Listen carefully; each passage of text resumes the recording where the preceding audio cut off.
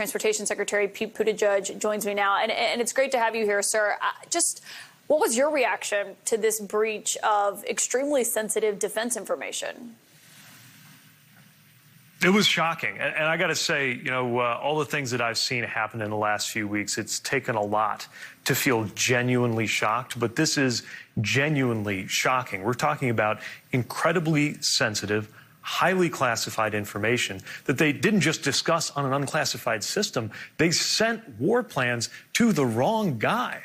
Now, they're lucky, and we're lucky, that that wrong guy was a responsible, patriotic, ethical journalist who just had on this program who knew not to publish anything that could put people's lives in danger. But I got two questions on my mind. One, what if this had, in fact, gone to somebody else? I mean, somebody who could plausibly be in some of these people's cell phones. I don't know, the Chinese ambassador or Russian negotiator. And the other question on my mind is, how many other times has something like this happened? This is the one that we know about, but how many other times could they have screwed up like this in a way that puts American troops and families in harm's way? Yeah, is your concern that if they were texting about this and had this group chat, that maybe there are other encrypted chats about this using Signal, an app that anyone can download, that anyone can use if they're inadvertently added to it, like this was? Yeah. The whole point of classified information systems is to keep classified information on them. And by the way, I don't know everything about how Pete Hegseth's computers work, but I know this.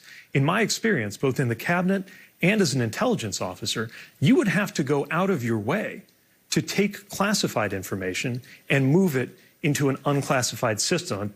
I don't know if a lot of folks understand how this works, but it's not like there's a computer where you might get an unclassified email and a classified email in the same inbox. They're not even the same computers. By design, it is very difficult for information to move from one system to the other unless somebody goes out of their way to do that. And, I don't want to speculate on how the FBI will respond to this or how Congress will respond to this, but I know that it was drilled into us back when I was an intelligence officer that if you ever took top secret information, moved it over to an unclassified system and disclosed it, that would be a crime. I mean, I can't tell you how much this was drilled into us when I was in the military. So much so that I would have bad dreams when I was a junior officer about accidentally maybe bringing in my cell phone into a classified area where you're supposed to physically check in your cell phone and not even bring it into that space so that if there's some listening device, that information couldn't possibly get out. And by the way, I've got to zoom out and make sure everybody understands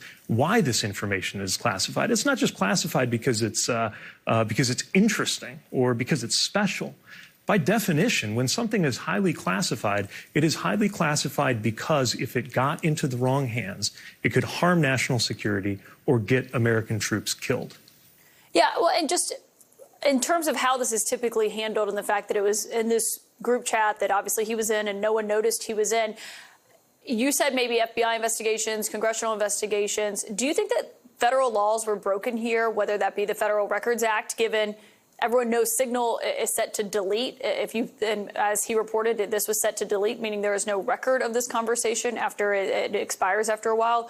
Or do you believe this violated the Espionage Act?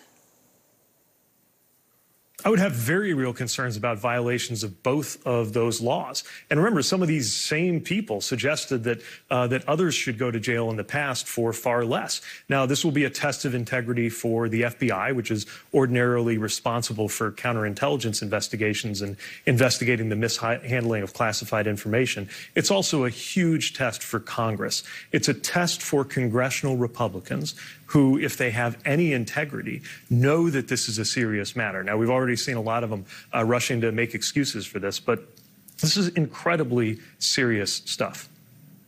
President Trump, as you saw earlier, was saying he wasn't aware of this report. We're since told he's been briefed on it, but he reposted something that Elon Musk wrote earlier, kind of mocking all of this by making fun of The Atlantic. He wrote, "Best place to hide a dead body is page 2 of The Atlantic magazine because no one ever goes there." Trump reposted that earlier. Do you see that as making light of what has happened here? Yeah, because this is all a game to them. Nobody in Donald Trump's family is on a ship in the Mediterranean.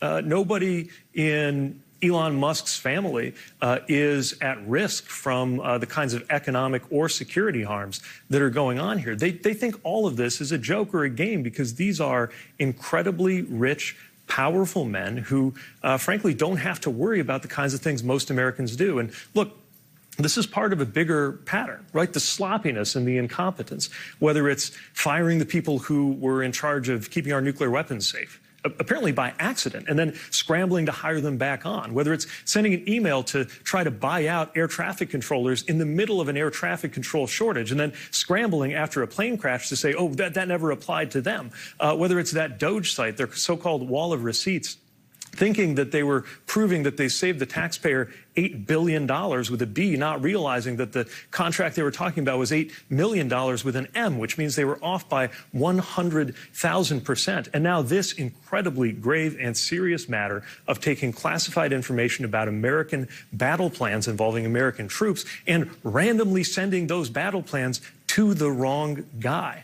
If they don't understand the seriousness of that, then they don't understand how their jobs affect the lives of ordinary American people. And as an American, having the most powerful people in your country not take their responsibilities seriously can be lethal. You know, every day I was in Afghanistan, I knew that I could die because of an intelligence failure, that if certain information about what I was doing got into the wrong hands, that could cost me my life. But I also knew that everybody in my chain of command, up and down, from the gunny sergeant sitting next to me in a vehicle, to the colonel, to the then Secretary of Defense and President of the United States, took my security and the security of all of our troops seriously, took the responsibility, the life and death responsibility they had seriously, and would keep me safe.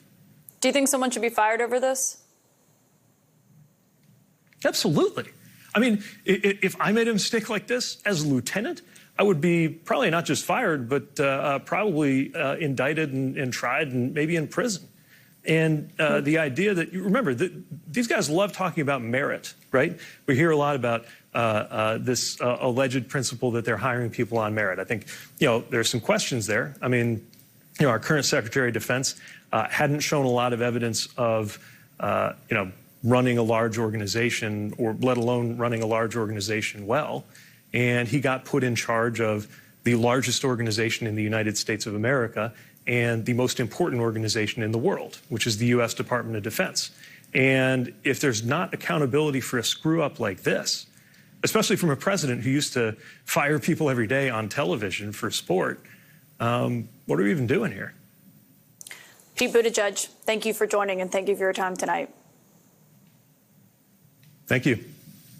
Up next.